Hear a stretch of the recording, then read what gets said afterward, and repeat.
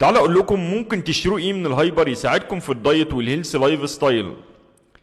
التوست البني غني بالالياف هيشبعك جامد، والقطعه الواحده فيها 70 سعر حراري. لبن عبور لاند لايت يعني زيرو دهون وغني بالكالسيوم، وكمان سعره مناسب جدا. لو نفسك في سناك فبروتين بار ابو عوف هيسد معاك اكتر بروتين بار نسبته حقيقيه جدا.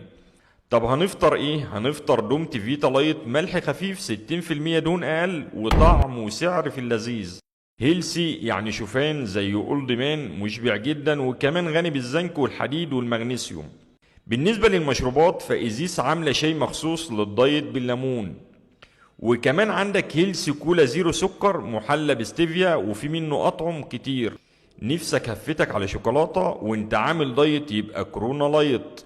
زبدة فول السوداني من أكتر الحاجات اللي بتدي باور وطعمها لذيذ وصحي. وطبعا اللي ما يختلفش عليها اتنين التونة، وخصوصا دولفين دايت سعراتها أقل. لو عاوزين فيديوهات من دي تكتبولي في الكومنتات، واستنوني في الفيديوهات الجاية. سلام.